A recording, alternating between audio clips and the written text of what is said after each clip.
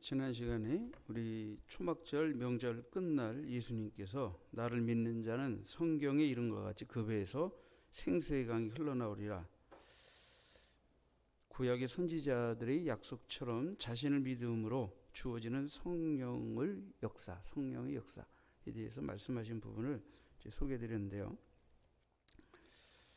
예수님의 이러한 말씀을 믿는 자들은 그렇게 많지 않았습니다.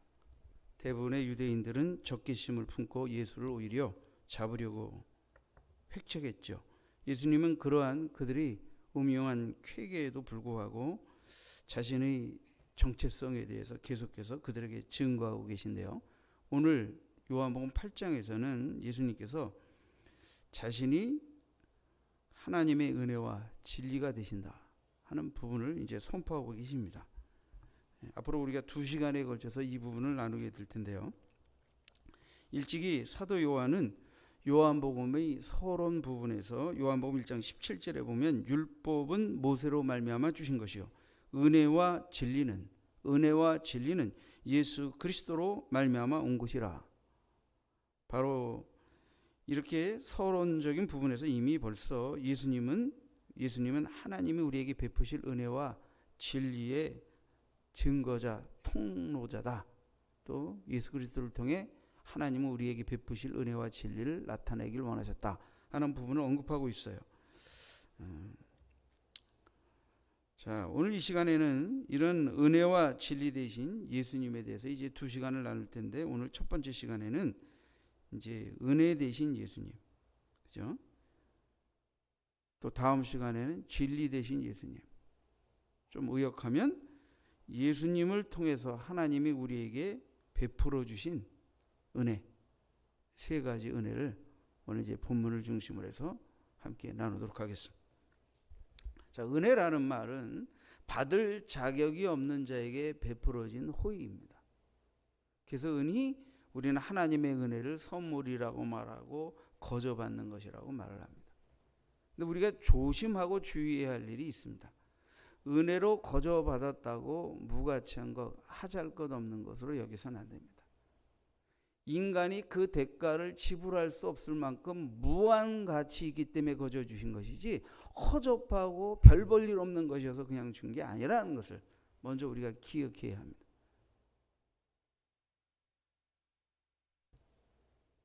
자, 하나님 우리에게 예수 그리스도를 통한 은혜를 이제 우리에게 나타내 보여주셨는데요. 자, 그러면 이 하나님이 예수님을 통하여 우리에게 베풀어 주신 은혜, 오늘 본문을 중심으로 그 3가지 은혜, 어떤 은혜를 베풀어 주셨는가 생각해 보겠습니다. 첫 번째는 죄사함의 은혜입니다. 죄사함.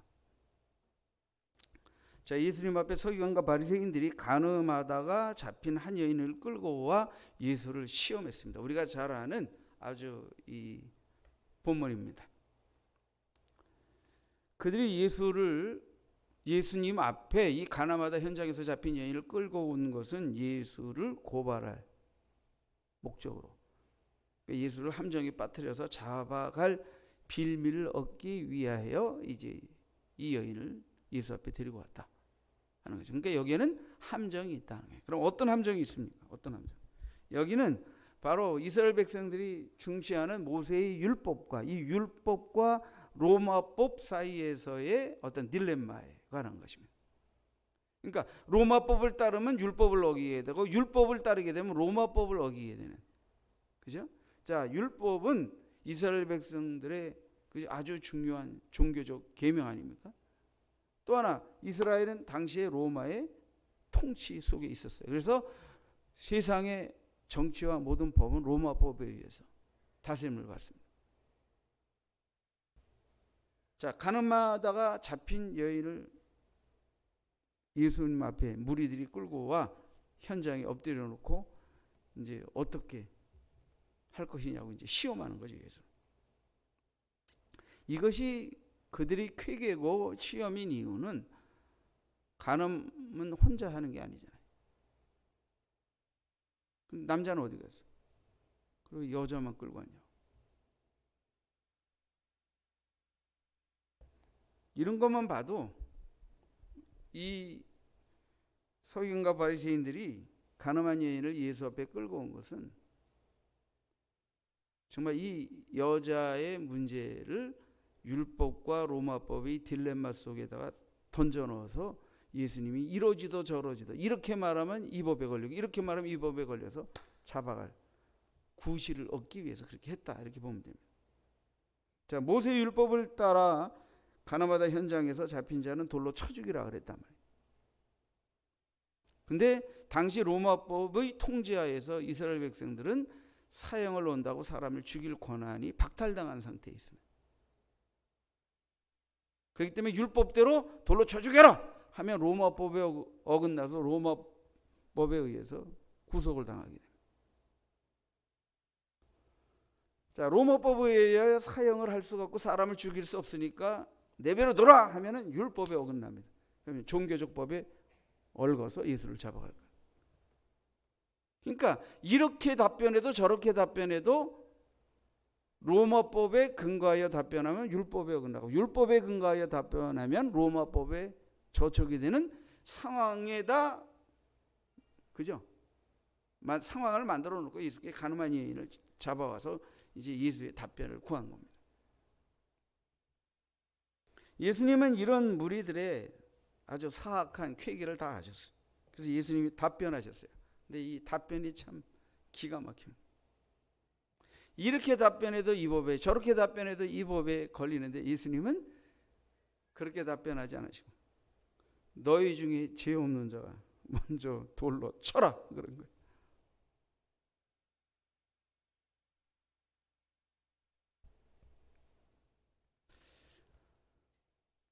여러분, 정말 이 예수님의 이 대답은 우리에게 몇 가지를 시사합니다. 무리들이 양심의 찔림을 받고 다 돌을 내려놓고 다 도망갔다 그랬어요. 다 도망갔다 그랬어요. 예? 다 도망갔다. 자, 너희 중에 죄 없는 자가 먼저 돌로 치라라고 한 말, 그리고 이 말에 대해서 양심의 가치를 잃고 무리들이 다 떠나갔다는 것은 결국 무엇을 시사합니까? 하나님 앞에서 인간은 모두 다 죄인이다. 간음죄를 짓고 현장에서 잡혀온 이 여인이나 그 여인을 정죄하여 돌로 쳐 죽이려고 했던 무리들이나 행위화되었던 행위화되지 않았던 마음속의 죄든 겉으로 되든 다 하나님 앞에서 죄인이라는 거예요. 죄인. 인간은 다 하나님 앞에서 죄인이라는 거예요. 또한 예수님의 이 답변 속에서 인간은, 죄 지은 인간은 인간을 정죄할 수 없다, 판단할 수 없다, 심판할 수 없다 하는 거예요. 인간의 한계. 죄 지은 인간은 회개하고 하나님께 용서를 받든지 해야지, 인간이, 죄 있는 인간이 심판의 권세를 행사하는 것, 그것은 하나님 앞에서 있을 수 없는 일이다. 그래서 다 양심의 가책을 이렇게 다 뿔뿔이 도망가 버린. 로마 3장 23절에 보면 모든 사람이 죄를 범하였으며 하나님의 영광에 이르지 못하더니, 모든 사람이 죄를 범하였다. 로마 3장 10절에 보면 기록된 바 의인은 없나니 하나도 없다. 응? 하나도 없다. 깨달는 자도 없고 하나님을 찾는 자도 없고 다 치우쳐 함께 무익하게 되고 선을 행하는 자도 없나니 하나도 없다. 그들의 목구멍은 열린 무덤이요 혀로는 속임을 일삼으며 입술에는 독사의 독이 있고 그 입에는 저주와 악독이 가득하고 그 발은 피 흘리는 데 빠르고 파멸과 고생이 그 길에 있어 평강의 길을 알지 못하였고 그들의 눈 앞에 하나님을 두려워함이 없느니라 함과 같으니라. 성경은 모든 사람이 죄를 범하였고 의인은 없다. 인간은 모두 다 죄인이다. 죄인인 인간이 어떻게 난 쟤보다 덜 죄졌다고 정죄합니까? 말도 안 되는. 이 법에 따라 말하면 저 법이 저촉되고 저 법을 따라 말하면 이 법에 저촉되는 딜레마 사이드에 예수를 몰아놓고 예수를 궁지에 몰려고 했던 그들이 누구든지 죄 없는 자가 돌을 들어 이 여인을 먼저 쳐라! 그러니까 그냥 다 양심에 찔려가지고 다 꽁무니 빼고 추락나를 놨어요.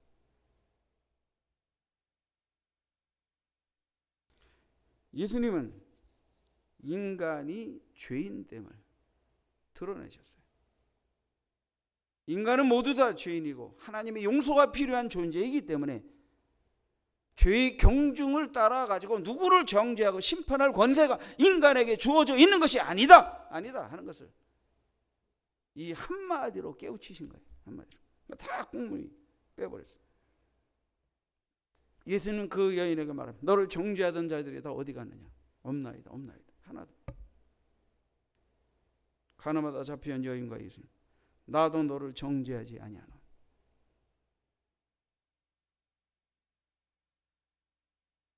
이후로는 죄를 짓지 말라.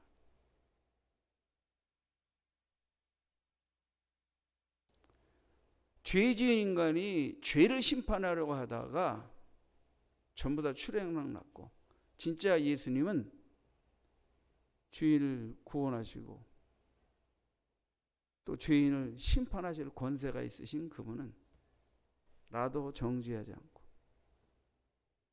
너에게 용서를 베푸니까 다시는 죄를 짓지 말라 하는 말씀을 하십니다. 정죄하지 않는다는 말이에요. 용서하신다는 말이에요.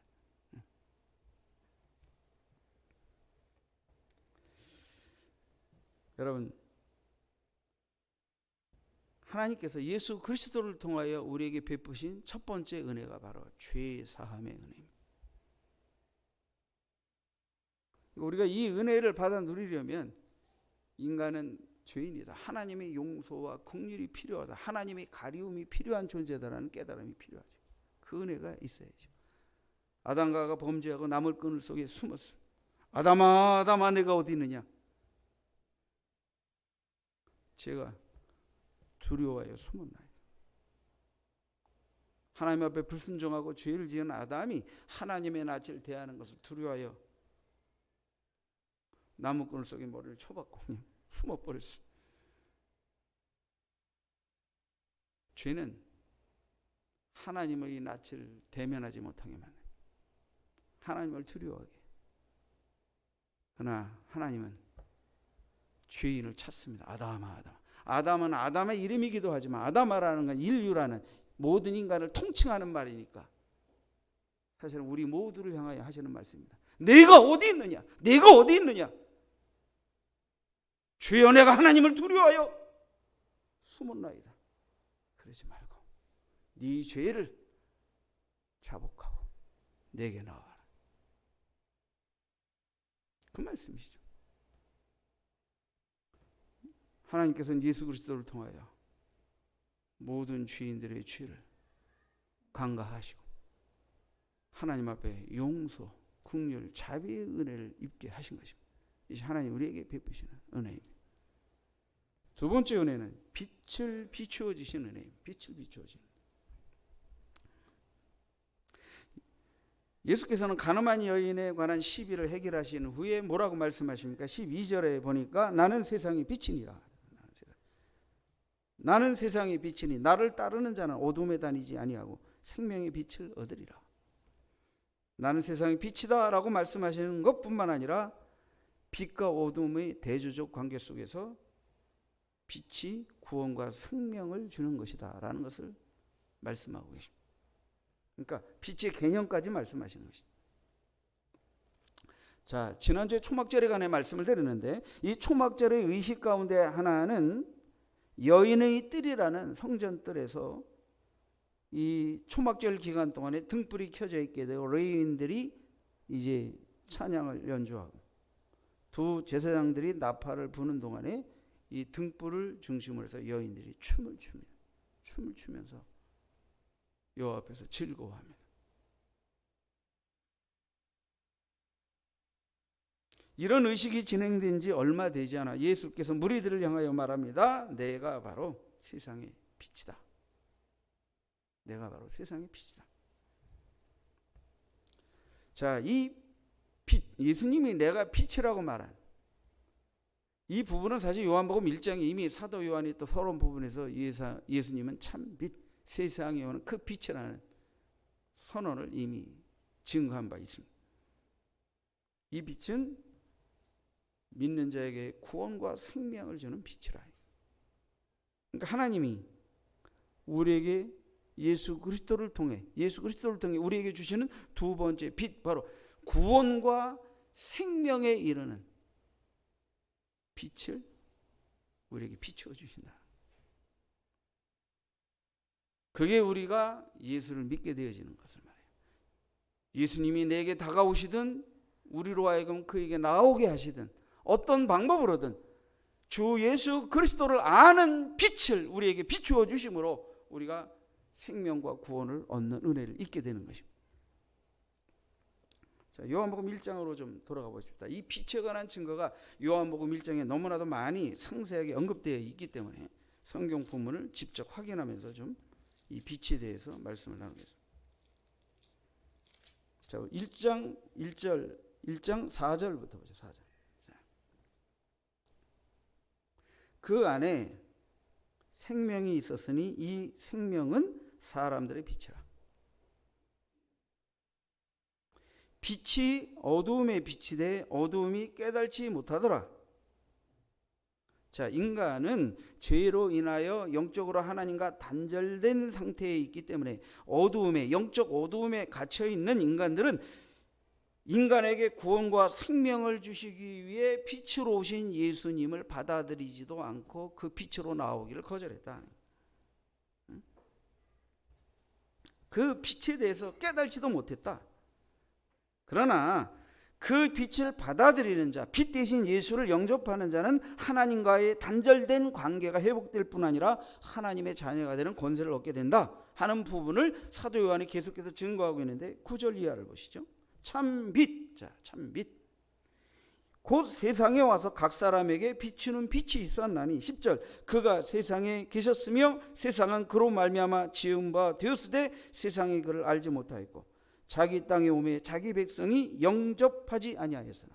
대부분의 사람들이 반응해. 그러나 12절에 영접하는 자, 빛을 몰라보고 빛을 영접하지 않고 환영해드리지 않았으나 그러나 영접하는 자 곧 그 이름을 믿는 자녀들에게는 하나님의 자녀가 되는 권세를 주셨으니.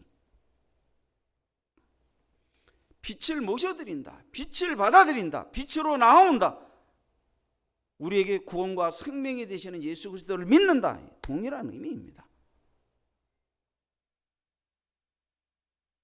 그러므로 빛을 비추어 주신 은혜는 빛 대신 예수님을 우리에게 허락하신 은혜고 그 예수를 영접하고 마음에 모셔드림으로 영적인 어둠을 벗어버리고 하나님과 본래 교제하며 막힘이 없는 관계로 살도록 지어졌던 인간의 본래의 에덴의 모습을 회복하는, 에덴에서 살던 인간의 모습을 회복하는 은혜를 입는, 그 은혜 안에 들어가는 은총을 입는, 이게 바로 하나님의 두 번째 은혜입니다.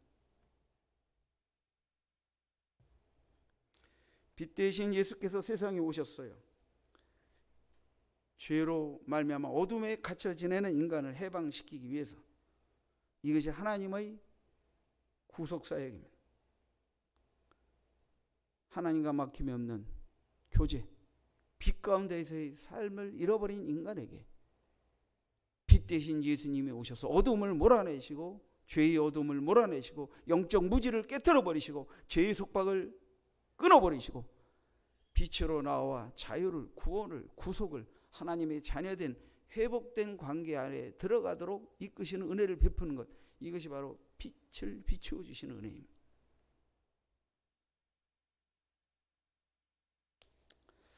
여러분, 빛, 예수님을 1장 9절에서는 참빛이라고 말한 이유는 가짜빛이기 때문에, 가짜빛, 구원의 빛, 생명의 빛이 아닌 인간을 계속해서 어둠으로 속박하고 끌고 가는데 겉으로는 참빛인 것처럼 사람을 호리는 가짜빛이 많기 때문에 요한은 예수님을 빛 중에서도 참빛이라는 말로 강조해서 예수님을 다시 한번 설명한 겁니다. 빛을 가장한 어둠, 가짜빛은 어떤 것입니까? 예를 들면 고린도후서 11장 13절에 그런 것들은 거짓 사도요 속이는 일꾼이니 자기를 그리스도의 사도로 가장하는 자들이니라. 거짓 사도, 속이는 일꾼, 그리스도의 사도로 자기를 가장하는 자들, 이단들, 뭐 어디 이단이라고 언급은 안 하겠지만 이단 가운데는요 유독 옷도 하얀 옷만 입어. 구두도 빼구두만 신고. 난 옛날에 옛날에 수십 년 전에는 밖에서 이렇게 예수 안 믿을 때 좀 노시는 분들이 흰 옷 입고 빼구두 신고 그죠? 이렇게 빙글빙글 그런 데서 노는 분들이 그런 거 입는 건 줄 알았어. 근데 요즘엔 사도라 하고 자기가 성령이라 하고 성도들의 영혼을 유린하는 이 이단 가짜 거짓 사도들이 싹구 목자들이 그냥 예배당한도 빛이요, 사진도 빛이고 주변에 성가대원도 다 하얀 가운 입고 자기도 하얀 옷에 다 빛이야. 얼마나 속이 어둡고 빛에 대한 열등감이 많으면 자기를 그냥 온통 빛으로 포장해가지고.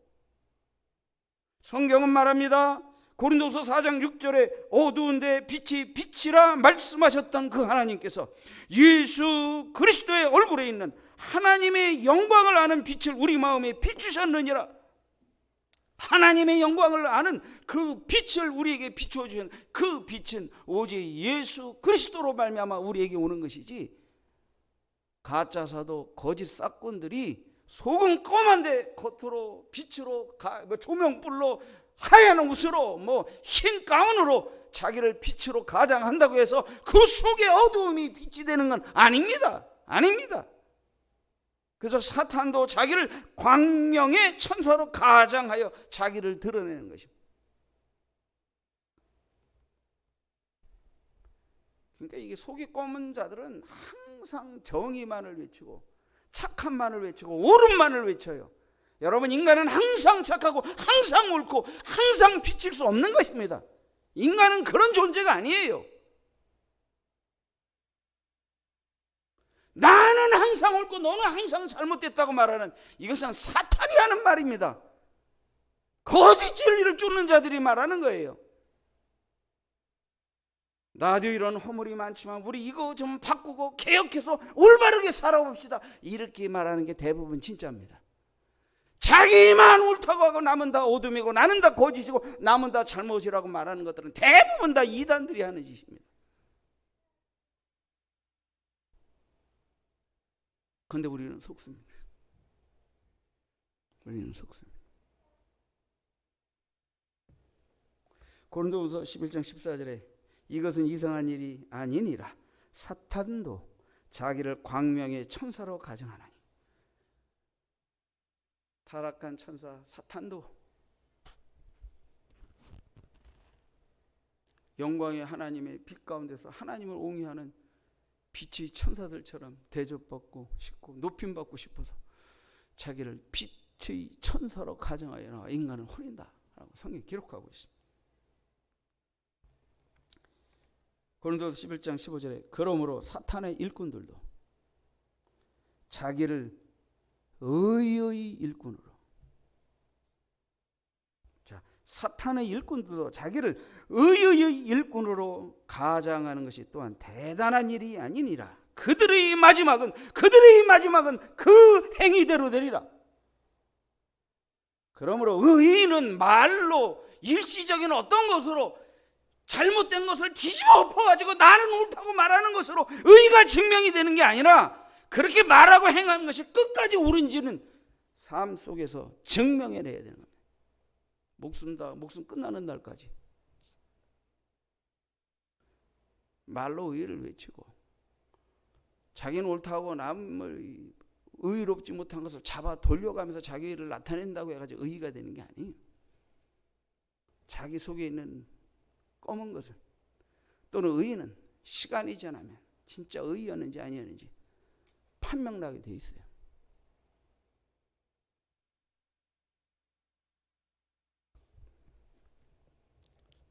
사탄이 광명의 천사로 자기를 가장하듯이 사탄의 일꾼들도 뭘로? 의의 일꾼으로 자기를 가장합니다. 그래서 교회가 지나치게 착한 일을 하고 선행을 하고 선교하고 좋은 일 많이 하는 걸 너무 과대 포장해가지고 그걸 해가지고 이미지화해가지고 우리 교회는 이렇게 좋은 교회다, 모든 걸 나누는 교회다. 그래 한참 부흥하고 뭐가 된 줄 알고 이야 이 이런 교회가 있나 했는데 나중에 보니까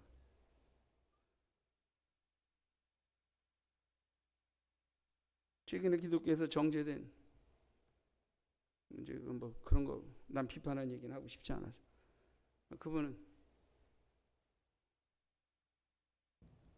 목사님 되고 월급을 안 받았대. 월급.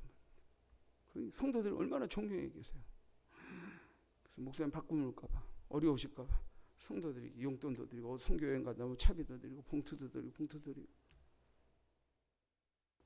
돈이 엄청 많으시대. 그래서 돈이 어떻게 이렇게 많고 목사님이 사유재산이 이렇게 많으냐 그랬더니 보라고 이렇게 성도들이 본 봉투를 보라고 그동안 다 모아놨는데 거실에 하나 가득이야.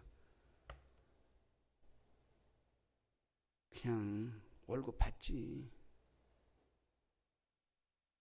그리고 성도들이 이렇게 주면 감사함으로 쓰고 좀 어려운 사람 돕고 분에 넘치면 성경 홍보하고 그러지. 난 월급 안 받아.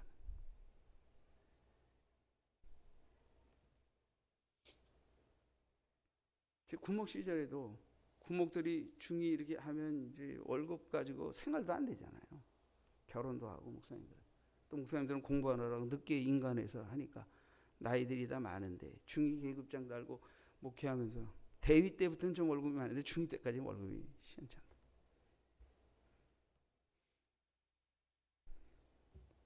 저도 뭐 84년도에 10만 원 조금 그때 뭐 세금 떼고 이렇게 저렇게 하니까 아마 10만 11만 원 받았나? 그래서 제대할 때 되니까 좀 올라서 뭐 20만 원 저렇게 됐는데 요즘 중위는 얼마 받나 월급? 84년도 지금 35년 됐네. 지금은 뭐 보너스까지 이것저것 하면 그래도 200만 원 넘지? 400만 원 받아? 240만 원? 240만 원이면 20배네. 그지? 내가 84년도에 받은 월급보다 20배. 그래서 목사님들에게 교회 형편을 따라서 이제 목회 활동비를 책정해서 목양을 하면서 좀 이렇게 또 생활비 보조의 성격도 띄고 목회 활동비라고 해서 그 명목으로 이렇게 이제 얼마씩 주죠. 근데 어느 목사님이 난 목회 활동비 안 받겠다 없애라 그러고 없애는.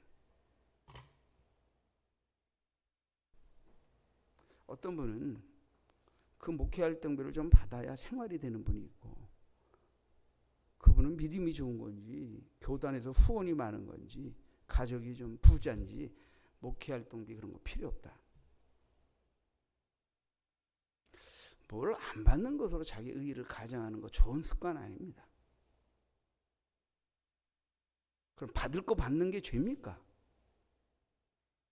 어려워서 그걸 받아야 되는 분들에게 돈에 대한 욕심이 많은 목사로 만들어버리는 난 안 받겠다고 하는 것. 이게 의의를 가장하는 것이. 그럼 진짜 끝까지 안 받고 근검절약하게 살든지. 근데 보니까 나중에 무지하게 부자더만. 그건 아니라 그건 의의를 가장하는 거예요. 그런 짓 하면 안 돼요. 그런 짓 하면 안 돼요.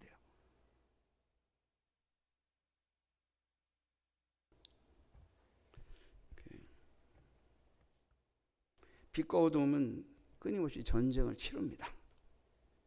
응? 이때 이 빛과 어둠은 영적인 것을 말하는 거예요.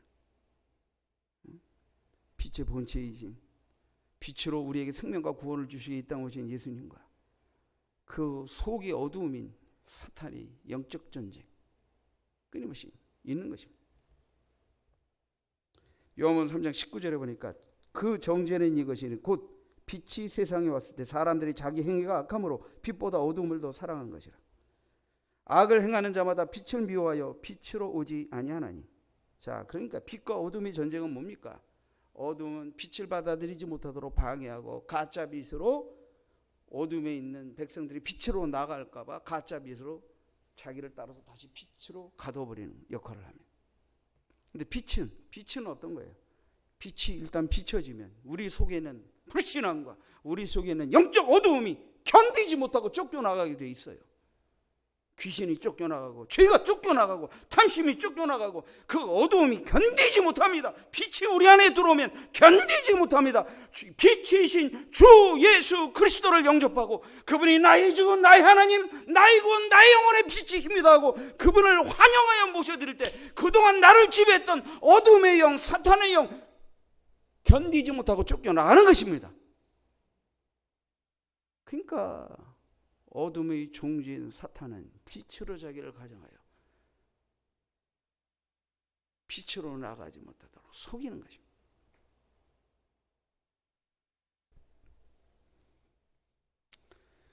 요한복음 3장 21절에 진리를 따르는 자는 빛으로 오나니 이는 그 행위가 하나님 안에서 행한 것임을 나타내려 함이라. 나는 요한복음 12장 46절에 나는 빛으로 세상에 왔나니 무릇 나를 믿는 자로 어둠에 거하지 않게 하려 함이니라.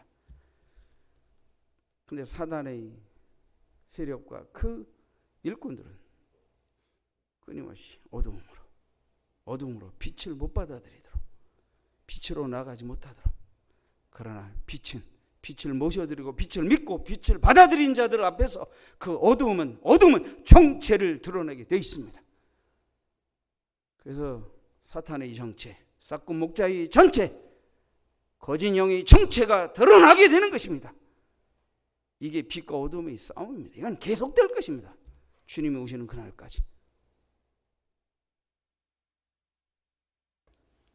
빛을 거절하는 자는 영원한 멸망을 초래하는 심판에 이르게 됩니다. 요한복음 8장 24절에 주님은 말씀하셨습니다. 그러므로 내가 너희에게 말하기를 너희가 너희 죄 가운데서 죽으리라 하였노라. 너희가 만일 내가 그인 줄 믿지 아니하면 너희 죄 가운데서 죽으리라. 너희가 죄 가운데서 죽으리라. 죄 가운데서 죽으면 죄를 사함받고 빛으로 나와 어둠을 해결하지 못하면 그 죄로 말미암아 죽은 것으로 끝나는 것이 아니라 영원한 죄에 대한 심판을 받게 된다는 거예요. 요한복음 3장 18절에 그를 믿는 자는 심판을 받지 아니하는 것이요 믿지 아니하는 자는 하나님의 독생자의 이름을 믿지 아니함으로 벌써 심판을 받은 것이니라. 요한복음 12장 48절에 나를 저버리고 내 말을 받지 아니하는 자를 심판할 리가 있으니 곧 내가 한 그 말이 마지막 날에 그를 심판하리라. 그러니까 빛을 거절하고 빛을 미워하고 죄의 어둠으로 죽게 되면 그것으로 말미암아 마지막에 진짜 심판이 기다리고 있다 하는 거예요. 그러므로 우리는 예수 안에 있는 영원한 생명의 빛을 모셔드리고 그 빛 가운데 거하는 삶을 살아야 죄 사함, 구원, 생명을 얻고 영원한 심판에 이르지 아니하는 것입니다.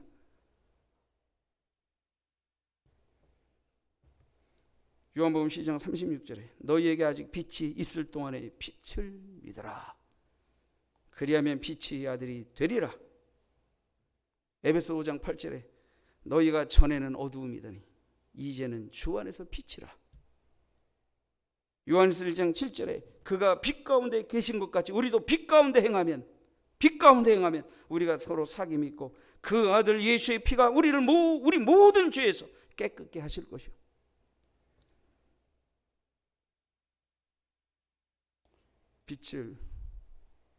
비추임 받는 은혜, 그 빛이 생명과 구원이 되는 것을 알고 빛 대신 주 예수 그리스도를 영접하는 은혜, 이 은혜가 하나님 우리에게 베푸시는 예수 그리스도로 말미암은 두 번째 은혜입니다.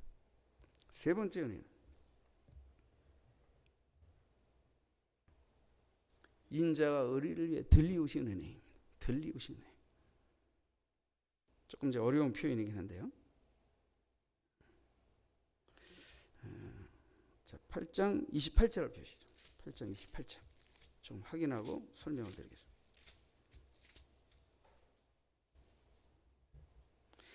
28절 이에 예수께서 이르시되 너희가 인자를 든 후에 너희가 누구예요? 유대인들이죠. 유대인들은 누구입니까? 유대 당국자들, 서기관과 바리새인들, 대제사장들, 사내들인 공회 통칭하는 말입니다. 그들이 인자를 든 후에 자, 그들이 인자를 들었다는 건 예수를 정죄하여 십자가에 죽이는 데까지 성공했다는 걸 의미해요. 그러나 하나님은 이 예수님이 십자가의 희생을 치루시는 들리움을 통해 인간의 모든 죄와 허물을 용서하시고 구속에 이르는 역사를 행하십니다. 그러니까 하나님 편에서 보면 인간의 죄와 허물, 자신을 정죄하는 모든 인간의 죄와 허물을 대신 짊어지고 십자가의 희생의 제물로 돌아가시는 거예요. 그러나 그들은 예수를, 어둠에 거하는 자들은 빛을 차단하고 빛을 믿지 못하고 빛을 거역하며 빛을 죽이려고 인자를 들은 거죠. 믿는 자에겐 대속의 은혜인 십자가의 희생은 하나님이 우리를 구원하시기 위해 들리우신 은혜고, 빛을 거절한 자에겐 예수를 십자가에 못 박아 죽인 든 죄악이죠. 그래서 십자가는 인간의 모든 죄와 허물로 말미암아 우리가 심판을 당해야 하나 예수가 그 심판을 뒤집어쓰고 하나님이 공의를 만족시킨 공의의 심판을 당하신 것이 십자가고, 그 십자가의 희생을 통해 그를 믿는 자에게 하나님이 용서, 구원, 죄사함, 생명을 허락받는 바로 하나님의 사랑의 은혜가 성취된 것이 십자가입니다. 그래서 십자가는 하나님의 공의와 하나님의 사랑을 만족시킨 현장이 바로 십자가입니다. 십자가는 죄지은 인간은 다 반드시 죽고 심판을 받아야 된다고 하는 하나님의 공의 때문에 하나님의 아들로 오신 예수도 인간의 죄를 짊어지고 십자가에 죽어야만 했어요. 그러나 하나님은 그 희생을 통하여, 그 피 흘림을 통하여 인간의 모든 죄를 사하고 생명과 구원을 허락하길 원하셨습니다. 그러므로 인자의 들리움, 예수 그리스도의 십자가의 대속의 희생적 죽으심은 하나님의 예수 그리스도를 통해 죄에 대한 분노를 거두시고 심판을 그에게 대신 담당시키시고 그의 거룩한 보혈의 공로로 우리의 모든 죄와 허물을 씻으시고 자신의 자녀로 품으시는 위대한 구원의 은혜의 사건인 것입니다.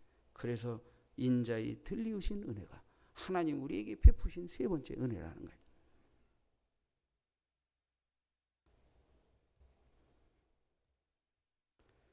사랑하는 성도 여러분, 요한복음 8장은 하나님께서 예수 그리스도를 통하여 은혜와 진리를 베푸셨다는 주제를 우리에게 증거하고 있습니다. 오늘 첫 번째 시간으로 하나님께서 예수 그리스도를 통해 어떤 은혜를 베푸셨는가 세 가지로 말씀드렸습니다. 죄사함의 은혜, 두 번째 빛을 비추어 주시는 은혜입니다. 세 번째 들리움, 바로 대속의 희생적 죽으심의 은혜입니다. 우리는 바로 이 은혜를 입은 자들입니다. 하나님의 은혜, 받을 자격이 없는 자에게 하나님 허락하신 은혜,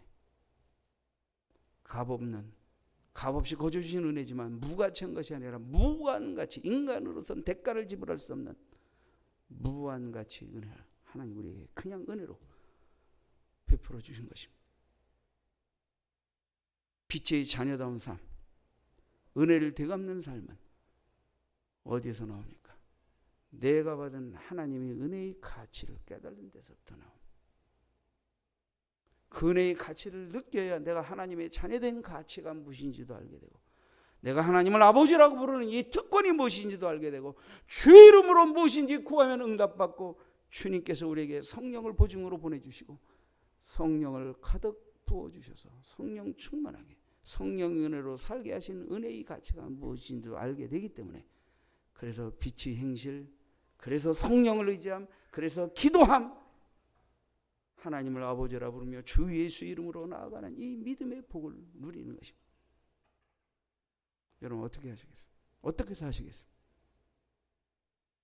이 놀라운 은혜가 우리에게 주어져 있는데 이 은혜로 가치 있게 느끼는 자로 빛의 자녀답게 살아야 할 것입니다. 기도하십시오.